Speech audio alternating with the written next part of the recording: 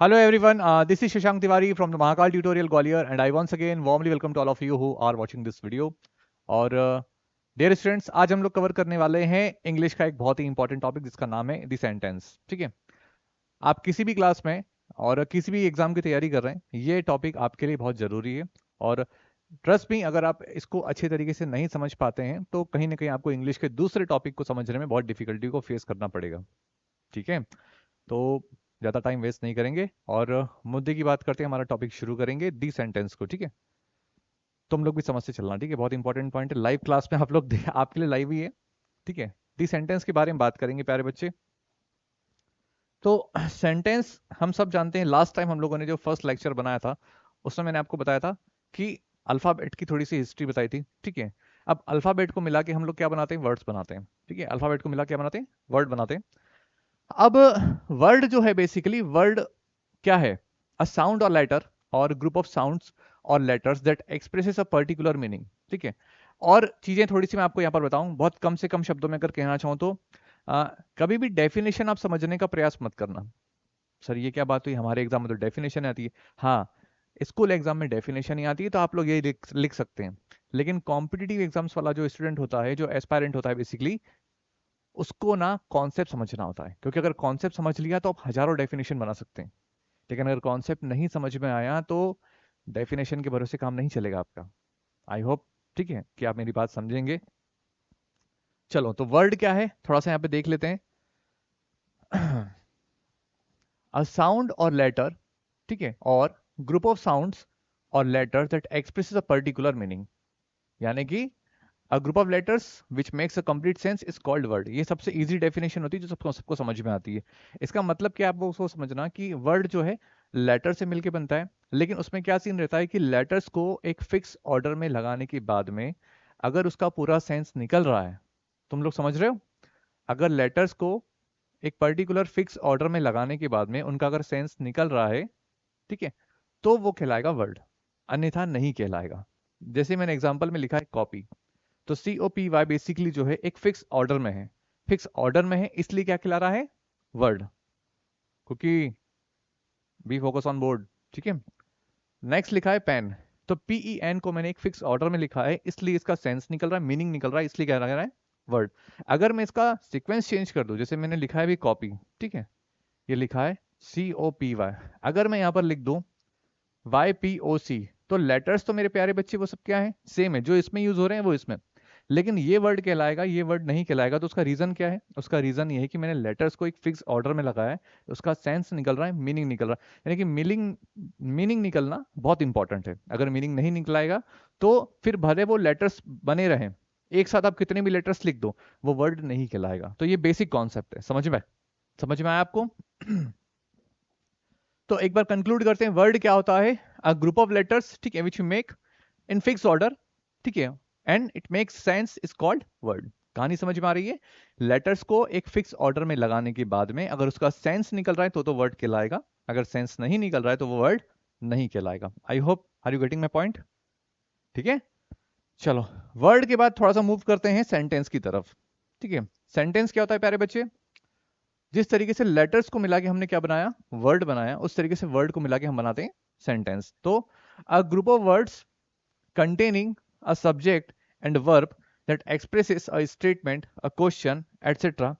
When a sentence is written, it begins with a big capital letter and end with a full stop.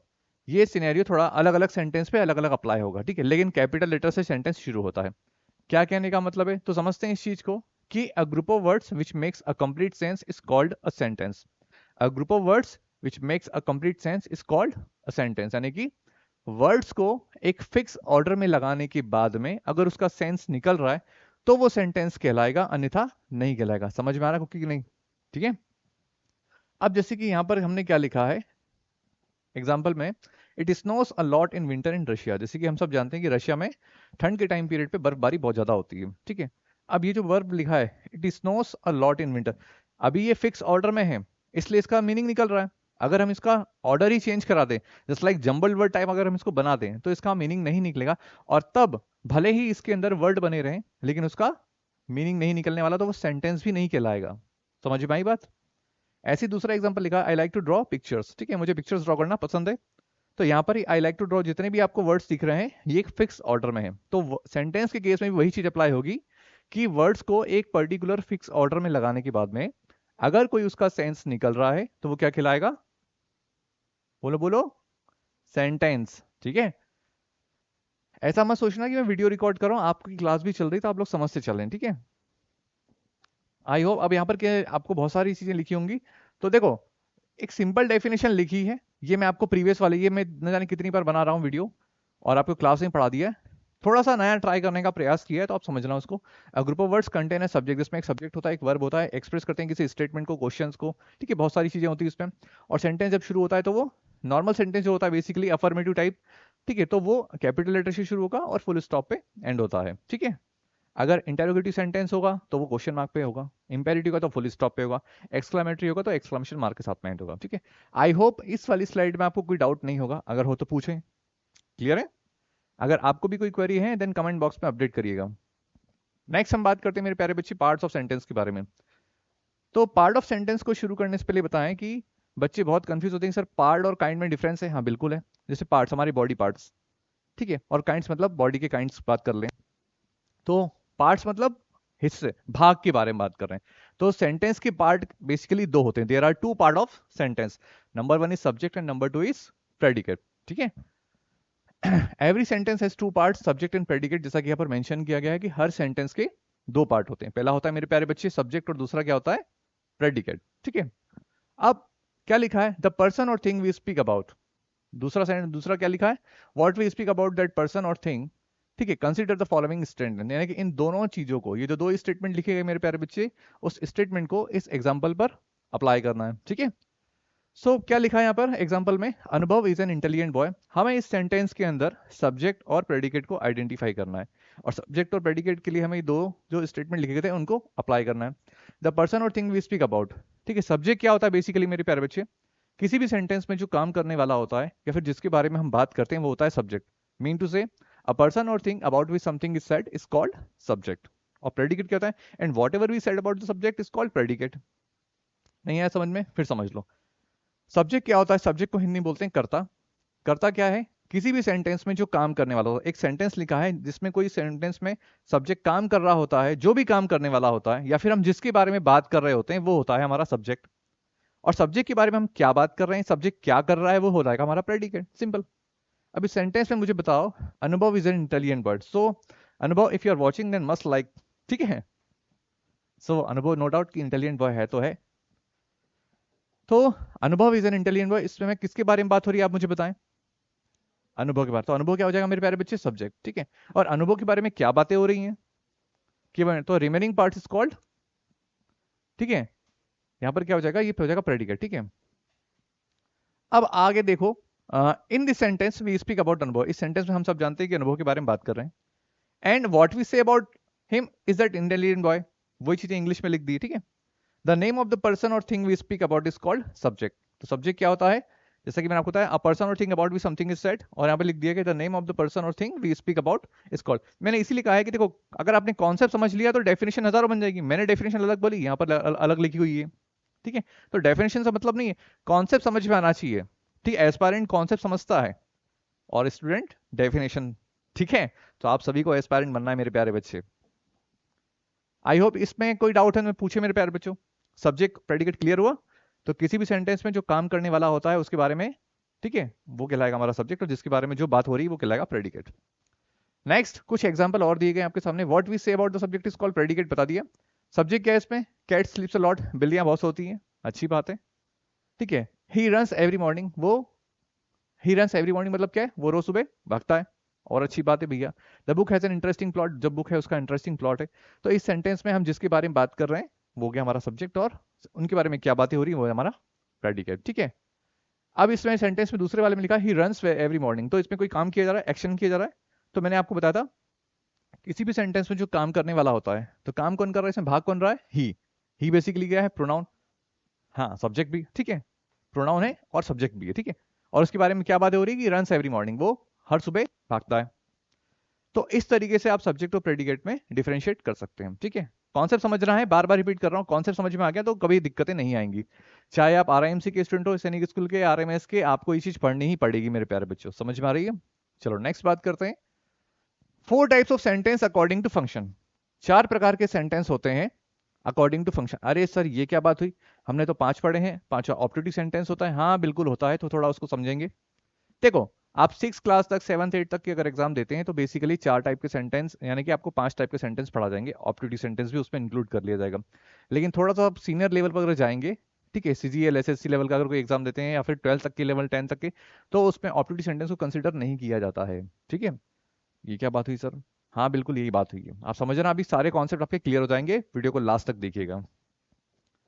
अब 4 प्रकार के sentence according to function. तो if according to function लिखने का मतलब क्या है सर? कोई और भी टाइप के सेंटेंस होते हैं? हाँ बिल्कुल होते हैं।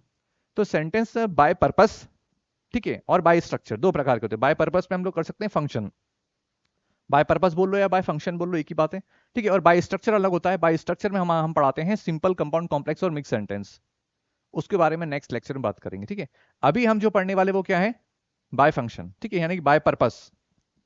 तो पहला है इसमें, there are 4 kind of sentence, ठीक है, based on their function such as making statement, asking a question. These kind of sentence are usually distinguished by their end of statement punctuation, whether a period, question mark or exclamation. We discuss the sentence in the next slide, जैसा कि लिखा है। तो यहाँ पर क्या mention किया गया इस स्लाइड में? तो इस स्लाइड में बताया गया मेरे प्यारे बच्चों की 4 प्रकार के सेंटेंस होते हैं, और 4 प्रकार के सेंटेंस को हम लोग उनके पंक्चुएशन मार्क के आधार पर भी आइडेंटिफाई कर सकते हैं, और उनके फंक्शन के बिहाफ पर भी उसको आइडेंटिफाई कर सकते हैं, और वो सब हम देखेंगे नेक्स्ट स्लाइड में। अब नंबर 1 इसमें क्या लिखा है? Declarative sentence. सर मैंने तो डिक्लेरेटिव का नाम असर्टिव भी सुना है। हाँ बिल्कुल होता है, कोई दिक्कत नहीं है, चाहे आप डिक्लेरेटिव बोल लो या फिर असर्टिव सेंटेंस बोल लीजिए, ठीक है, बात एक ही रहेगी, डिक्लेरेटिव सेंटेंस या फिर असर्टिव सेंटेंस। अब क्या रहता है? A declarative sentence is a simple statement used to communicate a fact, an opinion, ठीक है, एन ऑब्जर्वेशन और an explanation. Declarative sentence always end in a period. बहुत अच्छी बात लिखेगी, ध्यान से समझना इस चीज को, ठीक है। डिक्लेरेटिव सेंटेंस क्या होता है?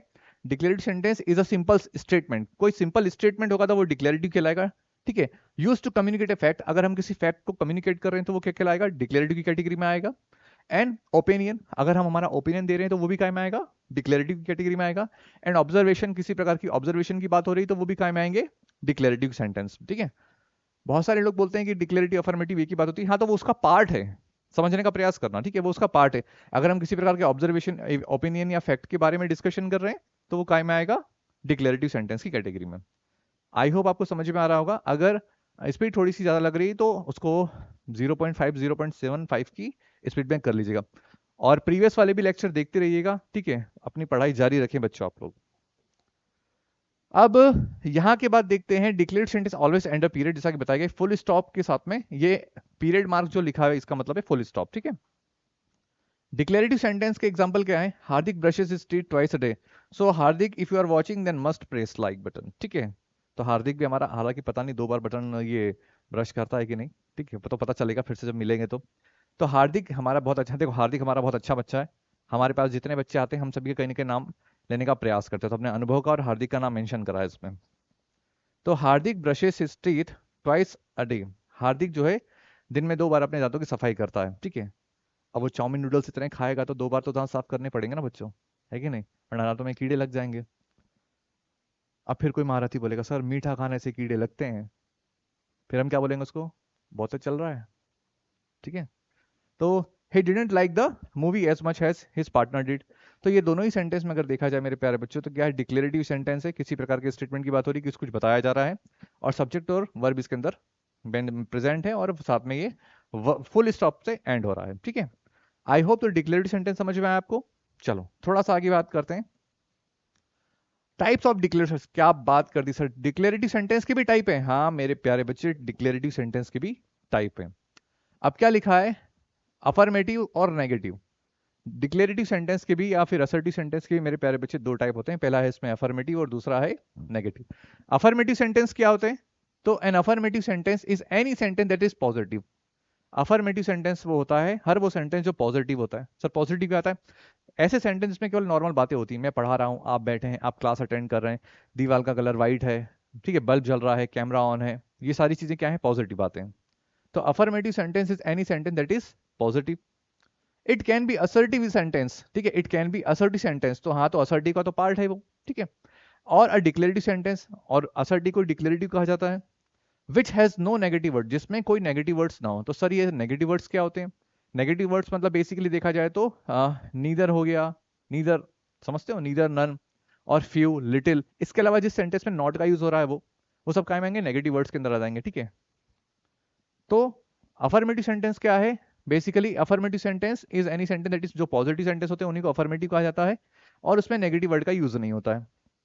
फॉर एग्जाम्पल की बात करें तो आई लाइक मैंगो शेक, मुझे मैंगो शेक पसंद है। अच्छी बात है, तुम्हें पसंद है चॉकलेट शेक, ठीक है, जल्दी पिलाएंगे, टेंशन नहीं लो।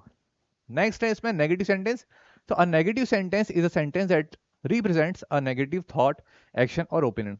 बेसिकली क्या पढ़ाया था तो बच्चों को स्टार्टिंग में कि अगर नॉट लग जाता है तो वो नेगेटिव सेंटेंस। हाँ ठीक है, अच्छी बात है, ये कथन पूर्णतः सत्य नहीं है, सत्य है पर पूर्णतः, यानी कि ज्यादा डिटेल में अगर जाएंगे तो और चीजें समझने को मिलेंगी हमें। तो नेगेटिव सेंटेंस में नॉट आता वो तो नेगेटिव कहलाएगा ही कहलाएगा। Apart from this, a negative sentence is sentence that represent a negative thought. अगर कोई नेगेटिव थॉट भी आ रहा है तो वो भी किस कैटेगरी में आएगा? नेगेटिव सेंटेंस, वेरी गुड, ठीक है। कोई एक्शन है नेगेटिव, उसमें भी कोई ओपिनियन है नेगेटिव, वो भी काय में आएगा हमारा, मेरे प्यारे बच्चे? नेगेटिव सेंटेंस में। It is a statement with the word not after the verb, जैसा कि बताया गया है कि वर्ब के बाद में नॉट लगाना। जैसे कि I am coming, it is a positive sentence, and I am not coming, it's a negative sentence, ठीक है। तो आई एम नॉट कमिंग, तो वर्ब क्या है इसमें? एम है, और नॉट क्या आ गया इसके बाद में आ गया, ठीक है। आई होप समझ में आ रहा है मेरे प्यारे बच्चे? हाँ, सेव भी कर दिया, कुछ रिक्वायरमेंट तो थी नहीं यार, गलती से मिस्टेक हो गया सर। एग्जाम्पल क्या लिखा है? I do not like mango shakes, ठीक है। Positive I like mango shakes, negative I do not like mango shakes, ठीक है। नेक्स्ट बात करते हैं इंटेरोगेटिव सेंटेंस के बारे में, ठीक है। चलो पढ़ते हैं क्या लिखा है इसमें। पढ़ना थोड़ी ना, हमें तो कॉन्सेप्ट समझना है, ठीक है। डेफिनेशन तो आपको बहुत सारी मिल जाएंगी। तो इंटेरोगेटिव सेंटेंस क्या है बच्चे? Questions are known formally as an interrogative sentence. Basically जो क्वेश्चन के फॉर्म में हम पूछते हैं, जैसे कि क्या तुम आज नहा के आए हो? कुकी नहाया आज? लो, कुकी नहाया नहीं है। ध्यान रखना, जितने भी लोग देख रहे हैं, कुकी नहाया नहीं है भी आज, ठीक है। और बात ये जनता तक पहुंचेगी। तो questions are formally as an interrogative sentence. तो जहां पर हम प्रश्न पूछते हैं वो सब काय में आएंगे? इंटेरोगेटिव सेंटेंस में। These sentence request more information in the form of answer. यहाँ पर क्या होता है? आंसर के अलावा और भी कुछ ज्यादा इन्फॉर्मेशन चाहिए गई होती है, यूजुअली टू कंफर्म समथिंग और फिल मिसिंग इन्फॉर्मेशन। ये जो स्टेटमेंट है क्वेश्चन टेक के पर्पज से लिखा गया है, जहां पर क्वेश्चन टेक में क्या होता है कि हम कुछ पूछ नहीं रहे, हमारी बात का कंफर्मेशन मांग रहे हैं। जैसे फॉर एग्जाम्पल अगर बोलो he is going to Delhi, isn't he, ये क्वेश्चन टेक इसका। तुम दिल्ली जा रहे थे, नहीं जा रहे हो क्या? तो ये जो बात है बेसिकली अपने ही बात की कंफर्मेशन को लेना, तो वहां पर भी हम लोग इंटेरोगेटिव सेंटेंस का यूज करते हैं, और वो लास्ट में क्वेश्चन मार्क से एंड होता है, ठीक है। क्या क्या क्या सर बोल दिया, जल्दी जल्दी फिर समझा दो। ऐसे खेल लेते हैं और इजी। इंटेरोगेटिव सेंटेंस जो होते हैं बेसिकली WH वर्ड से शुरू होंगे या फिर हेल्पिंग वर्ब से शुरू होते हैं, और ऐसे सेंटेंस में किसी न किसी प्रकार की इंफॉर्मेशन चाहिए गई होती है। दूसरा, या फिर अपने ही बात का कंफर्मेशन होता है जो कि क्वेश्चन टैग की कैटेगरी में आता है। जैसे फॉर एग्जांपल के लिए अगर बात करूं, क्या तुमने खाना खाया, ठीक है। क्या तुमने खाना खाया? डिड यू ईट फूड, ठीक है। तुम कहाँ रहते हो? वेयर डू यू लिव, ठीक है। क्या तुम दिल्ली जा रहे हो? Are you going to Delhi? ये सारे सेंटेंस कहाँ में आएंगे? इंटेरोगेटिव सेंटेंस में। इंटेरोगेटिव सेंटेंस में कभी कभी, कभी नहीं, इन द सेंस मोस्टली और 100% क्वेश्चन मार्क का यूज होता है। ध्यान रखना कि हम बाय फंक्शन और बाय पर्पस जो सेंटेंस पढ़ रहे हैं उसको हमें इमोशंस के माध्यम से पढ़ना है। ध्यान रखना, कभी कभी जो सैनिक स्कूल और RMS का पेपर आता है, इसमें क्या लिखा रहता है, कभी कभी ऐसा छप जाता है बाय मिस्टेक, समझ लिया, कुछ भी समझ लो, जैसे मैंने लिख दिया कि आर यू हैप्पी, ठीक है, आर यू, और लास्ट में मैंने क्वेश्चन मार्क नहीं लगाया, फुल स्टॉप लगा दिया। अब बताओ ये सेंटेंस कौन सा होगा? बताओ अनुपम। इंटेरोगेटिव। भले यहाँ पर फुल स्टॉप लगा, इसीलिए कह रहा हूं कि पंक्चुएशन मार्क के आधार पर पूरा मत समझो। जो भी सेंटेंस लिखा है उसके इमोशन को पकड़ने का प्रयास करना। जो भी सेंटेंस लिखा है उसके इमोशन को पकड़ने का प्रयास करना कि उसका इमोशन कैसा है, ठीक है। तो आर यू हैप्पी क्या है? बेसिकली वो पूछ रहा है कि आप खुश हैं, तो ये एक इंटेरोगेटिव सेंटेंस है। तो इंटेरोगेटिव सेंटेंस में कंक्लूड करें तो किसी प्रकार की जानकारी मांगी गई होती, कोई कुछ पूछ रहा होता है, और ऐसे सेंटेंस क्वेश्चन मार्क से एंड होते हैं, ठीक है। क्लियर है कहानी? इंटेरोगेटिव सेंटेंस के एग्जांपल क्या लिखा है? Where is your classroom? आपका क्लासरूम कहाँ है, ठीक है। Did you see the fireworks last night? क्या आपने लास्ट नाइट फायरवर्क्स देखा, ठीक है। We are going in the right direction, ठीक है। Aren't we? तो जैसा कि आपको बताया था ये क्वेश्चन टेक का एग्जांपल है, वो कंफर्मेशन मांग रहा है कि हम सही डायरेक्शन में जा रहे हैं ना। नेक्स्ट अगर बात करें मेरे प्यारे बच्चों, तो हम बात करने वाले हैं इंपेरेटिव सेंटेंस के बारे में। क्या है इंपेरेटिव सेंटेंस? Let's see. तो imperative sentence are commands, instructions और advice you give to others. यानी कि आप किसी को कमांड देते हैं, इंस्ट्रक्शन देते हैं या फिर एडवाइस, ठीक है, ऑर्डर, कमांड, रिक्वेस्ट, सजेशन के बारे में जहां पर बातें होती हैं वो सब क्या कहलाता है? इंपेरेटिव सेंटेंस, ठीक है। To tell them what to do, जिसमें हम बताते हैं कि आपको क्या करना है, किसी न किसी प्रकार चीजें यहाँ लिखी गई हैं। तो हमें क्या करना है? डेफिनेशन कभी नहीं रटना, हमें कॉन्सेप्ट समझना है। So an imperative sentence to express और सजेस्ट, ठीक है, ऑर्डर, कमांड, रिक्वेस्ट, सजेशन के बारे में बात होती है, ठीक है। In imperative sentence the subject is often assumed. जो इंपेरेटिव सेंटेंस होता है वो अज्यूम किया था। अज्यूम मतलब पता है सामने वाले से किससे बात, जैसे मैं बोलूं आप बच्चे बैठे हैं, मैंने बोला खड़े हो जाओ, तो जैसे ही मैंने बोला खड़े हो जाओ, क्या मैंने नाम यूज किया? नहीं। लेकिन या फिर मान लो मैंने इशारा भी कर दिया, स्टैंड अप, जस्ट लाइक, ठीक है, तो बंदा खड़ा हो गया, उसको पता है कि मैं उससे ही बात कर रहा हूँ, ठीक है, पर्टिकुलर बात कर रहा हूँ। तो यहाँ पर क्या रहता है? इंपेरेटिव सेंटेंस में जब आप इंस्ट्रक्शन देते हैं तो सामने वाले को पता रहता है किससे बातें चल जाती हैं। अब प्रश्न उठेगा कि सर ये तो आपने क्लास में बता दिया, लेकिन मान लो अगर एग्जाम में आया लिखा हुआ है तब मैं कैसे आइडेंटिफाई करूंगा? तो वहां पर आपको इसीलिए बताए गए वर्ड्स, की वर्ड्स बताए गए हैं, रिक्वेस्ट, ऑर्डर्स, कम्युनिकेशन, सजेशन वाली चीजें, ठीक है। और अब क्या लिखा आगे? Imperative sentence usually and with period, और इंपेरेटिव सेंटेंस जो है फुल स्टॉप से एंड होते हैं। सर ये तो, हाँ, ये तो असर्टिव सेंटेंस जो है हमारे वो भी फुल स्टॉप से एंड होते हैं। तो दोनों में डिफरेंस क्या है? दोनों में डिफरेंस है कि जो डिक्लेरेटिव सेंटेंस होता है उसमें सब्जेक्ट और वर्ब रहेगा, ठीक है। यहां पर क्या है? सब्जेक्ट जो है अंडरस्टूड होता है, किससे बातें हो रही हैं, वहां पर लिखने की रिक्वायरमेंट नहीं होती है, ठीक है। तो इस तरीके से आप डिफरेंशिएट कर सकते हैं। अब क्या लिखा है? Imperative sentence usually and the period, ठीक है, but they can also use N exclamation point. पर इंपेरेटिव सेंटेंस हम लोग एक्सक्लेमेशन पॉइंट का भी यूज करते हैं। अरे सर ये क्या बात हुई? एक्सक्लेमेटरी सेंटेंस जो होता है बेसिकली, हाँ, यानी कि जो एक्सक्लेमेशन मार्क होता है, जो पॉइंट होता है, हम उसको एक्सक्लेमेटरी में यूज करते हैं। यहाँ कैसे यूज करेंगे? तो मैंने अभी आपको थोड़ी देर पहले बताया है कि जो सेंटेंस होता है उसको इमोशन से पकड़ना है। जो सेंटेंस रहेगा उसे हम लोग इमोशन से पकड़ेंगे। पंक्चुएशन मार्क्स से पकड़ना है, अच्छी बात है, लेकिन नहीं हो रहा है तो फिर तो अब आप सेंटेंस देखना, कुछ आपको समझ में आएगा, ठीक है। Exclamation point if they are emphatic imperative sentence. Emphatic imperative sentence क्या होता है ये समझना। एम्फेटिक मतलब जब अपनी बात को हम दबाव डालकर या जोर में बोलते हैं, ठीक है, ठीक है। व्हेन वी स्पीक, जब हम बोलते हैं बेसिकली किसी भी, हाँ, एम्फेसाइज करना है, यानी कि अपनी बात को जबरदस्त वे में एक्सप्रेस कर रहे हैं, दबाव डालकर बोल रहे हैं, फोर्सफुली बोल रहे हैं, तो वो सब सेंटेंस हो जाएंगे एम्फेटिक। और क्या है? इंपेरेटिव हम समझ गए हैं अभी ऑलरेडी, जहां पर ऑर्डर, कमांड, रिक्वेस्ट, सजेशन की बातें होती हैं। तो sweep the floor before you mop it. अभी सेंटेंस क्या लिखा है? यानी कि पोंछा लगाने से पहले झाड़ू लगा लो। कहीं ना कहीं आपको इंस्ट्रक्शन दिए जा रहे हैं। Now please type this notes and then email me a copy. अब यहाँ पर प्लीज की बात हो रही है, रिक्वेस्ट वाली बात हो रही है कहीं ना कहीं, तो वो भी में आएगा, किस में आएगा? इंपेरेटिव सेंटेंस में। और दूसरी से यहाँ पर कि सब्जेक्ट नहीं दिया गया, ऑलरेडी अंडरस्टूड है वो। एंड तीसरा देखो, डोंट हैंग अप। अभी सेंटेंस में देखना, डोंट लिखा है तो नेगेटिव वर्ड आ गया, तो बच्चे क्या करेंगे? पहले नेगेटिव सेंटेंस पे टिक करेंगे। दूसरा आ गया, उसमें सब्जेक्ट दिया नहीं गया, है ना। अब यहाँ पे एक्सक्लेमेशन मार्क लगा, तो बच्चे क्या करेंगे? एक्सक्लेमेटरी सेंटेंस लगाएंगे। पर आपको ये समझना है ये सेंटेंस कौन सा है? Imperative sentence. ये कौन सा सेंटेंस है? इंपेरेटिव, क्योंकि यहाँ पर फोर्सफुली बोला डोंट हैंग अप, क्लियर है? तो वो फोर्सफुली बोल रहा है अपनी बात को, तो यहां पर क्या है? Imperative sentence. समझ में आई बात? तो कभी कभी मार्क की वजह से कंफ्यूज मत होना। सेंटेंस को जब भी आप आइडेंटिफाई करेंगे तो उसके इमोशन से पकड़ना है आप सभी को, ठीक है। चलो नेक्स्ट बात करते हैं हम लोग एक्सक्लेमेटरी सेंटेंस के मेरे प्यारे बच्चे। अब एक्सक्लेमेटरी सेंटेंस क्या है? Usually exclamatory sentence behave just like declarative sentence. ये डिक्लेरेटिव सेंटेंस की तरह ही बिहेव करते हैं। और सर ये क्या बात होगी डिक्लेरेटिव सेंटेंस की तरह? एक्सक्लेमेशन तो मैंने सुना है कि सम सडन और अनएक्सपेक्टेड फ्रॉम द हार्ट, यानी कि जहां पर हम लोग इमोशंस बाय फीलिंग हार्ट आती है, यानी कि हार्ट से जुड़ी हुई फीलिंग्स रहती हैं उसमें। तो usually exclamatory sentence behave just like declarative sentence except with more emotion और अर्जेंसी। ये दो वर्ड्स हमारे खेल कर जाएंगे, कैसे? तो अभी आगे देखना। Exclamatory sentence also include the interjection like ouch, oh, hurray, bravo, applause, applause.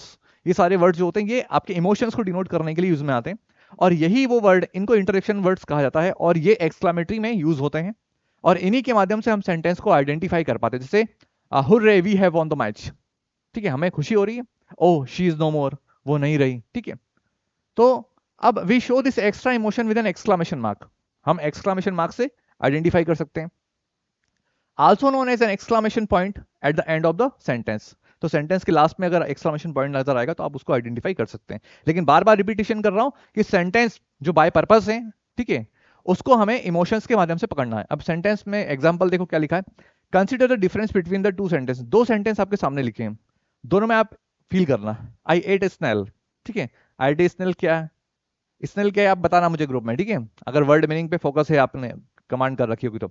I eight snail, ठीक है, मैंने स्नेल खा लिया। और दूसरा सेंटेंस आई एट स्नेल, ओ मैंने स्नेल खा लिया। यहां पर इमोशन है, कैसे पता चल रहा है, ये एक्सक्लेमेशन मार्क के माध्यम से। कहानी समझ में आई? तो एक्सक्लेमेटरी सेंटेंस को हम लोग, ये तो तरीका है कि एक्सक्लेमेशन मार्क, लेकिन इमोशन सबसे ज्यादा मायने रखता है, ठीक है। और वो इमोशन वर्बली तो हम समझ सकते हैं, लिखे हुए के लिए हमें मार्क का यूज करना पड़ेगा, ध्यान रखना। और ये जितनी ज्यादा प्रैक्टिस करोगे, ठीक है, the more you practice the more you learn, जितनी ज्यादा प्रैक्टिस करेंगे उतनी ज्यादा आप सीख जाएंगे। कहानी समझ में आ रही है? चलो ग्रेट। नेक्स्ट बात करने वाले हम लोग, जैसा कि बता दिया गया है इसमें, यहाँ पे एक्सक्लेमेटरी कहाँ गया, और with the first is plaint statement communicating a fact, the second is emotional emotions. यानी कि जो पहले दो मैंने आपको स्नेल वाला भी एग्जांपल बताया था, उसके बारे में बताया कि पहले वाले सेंटेंस में क्या है, ठीक है, केवल एक स्टेटमेंट है जो कम्युनिकेट कर रहा है फैक्ट को, और दूसरे वाले सेंटेंस में इमोशन है, ठीक है। डन, समझ में आई बात? अब नेक्स्ट देखो एक्सक्लेमेटरी एग्जांपल, कुछ और एग्जांपल लिखे, देखो मायरा हैड द बेबी। अब जैसे गर्ल्स जो होती है बेसिकली, वो अपना एक्साइटमेंट ऐसे चलता है, Myra had a baby, just like आपने देखा होगा फिल्मों में, ठीक है। Thanks you saved our wedding, ठीक है, ये एक्सक्लेमेशन मार्क लगा लिया। हो सकता है शायद वो गलत लड़की से, गलत लड़के से शादी होने वाली हो, तो उसने बोल दिया कि thanks you saved my wedding, तुमने मेरी शादी बचा ली। और अगर नहीं, मतलब आप इसको, इस स्टेटमेंट को आप किसी भी वे में ले सकते हैं, ठीक है, फन वे में ले सकते हैं, किसी भी वे में ले सकते हैं, ठीक है। अब मैंने थोड़ा सा उसको अदर तरीके से एक्सप्रेस कर दिया है, तो एडजस्ट कर लेना। चलो नाउ ऑप्टेटिव सेंटेंस के बारे में बात करें, तो जैसा कि मैंने बताया था आपको लास्ट में कि आप, हाँ, सैनिक आरएमएस में तो ये पूछा जाता है, लेकिन थोड़ा सीनियर लेवल पे जाएंगे तो ऑप्टेटिव सेंटेंस को कंसीडर नहीं करते हैं, लेकिन होता है, समझ लेना। इसीलिए there are 4 types of sentence और 5 टाइप्स ऑफ सेंटेंस। और अगर एग्जाम में आएगा तो क्या करेंगे, मैं उसके बारे में बताऊंगा। पार्ट 2 जब बनाएंगे उसमें हम लोग केवल प्रैक्टिस करेंगे, और जितना हमने आज पढ़ा है उस बिहाफ पे हम लोग प्रैक्टिस अटेम्प्ट करेंगे, ठीक है। तो ऑप्टेटिव सेंटेंस क्या होता है, ठीक है, optative sentence are a type of sentence through which one could express prayer, keen wish, blessing, or curse. This statement usually started with wish and may. These two words, दो word से शुरू होता है। बेसिकली क्या है, optative sentence एक ऐसा sentence होता है जहां पर हम अपनी इच्छा से सामने वाले के लिए कोई गुड विशेष करेंगे या फिर कर्ज देंगे, किसी प्रकार का श्राप दे दिया आपको, ठीक है। जैसे हम बोलते ना कि wish you many happy returns of the day. मान लो तेरे दोस्त का बर्थडे है, ठीक है, कुकी का दोस्त का बर्थडे है, तो अब इसके दोस्त क्या करेगा, उसको कॉलर पकड़ के बोलेगा कुकी मेरा बर्थडे विश कर, नहीं बोलेगा ना, तो कुकी अपने मन से बोलेगा ताकि उसको डेयरी मिल्क मिले या टॉफी जो भी मिले। तो जब हम अपनी इच्छा से सामने वाले के लिए कोई गुड विशेस करते हैं तो वहां पर उस प्रकार सेंटेंस होता है ऑप्टेटिव सेंटेंस, ठीक है। और ऐसे सेंटेंस बेसिकली अब मे से शुरू होते हैं, मे गॉड ब्लेस यू। और अब यहां पर समझना, मान लो मैंने लिख दिया all the best for your examination, ठीक है, अब इसमें मे का यूज नहीं हुआ है, लेकिन फिर भी किस प्रकार का सेंटेंस है, ऑप्टेटिव सेंटेंस। क्यों? क्योंकि मैं अपनी इच्छा से आपको वो विश कर रहा हूं ना, इसलिए, ठीक है। तो आपको कॉन्सेप्ट समझना है मेरे प्यारे बच्चे, बार बार कह रहा हूं। एग्जांपल देखो, may God bless you, all the best for your exam, wish you a very happy married life. और ये मैरिड लाइफ वाला तो आप सभी को पता है कि ये भाई का फेवरेट एग्जाम्पल है, ये हर जगह अपन ऐड कर देते हैं। सो इसी के साथ आई थिंक हमारा ये टॉपिक एंड होता है। Okay, I hope dear viewers आप सभी को मेरे प्यारे बच्चे समझ में आया होगा, और अगर पसंद आया है तो वीडियो को लाइक सब्सक्राइब जरूर कर दिया करें, ठीक है। और till then stay safe, keep learning, और सभी को जय श्री महाकाल, बाय बाय।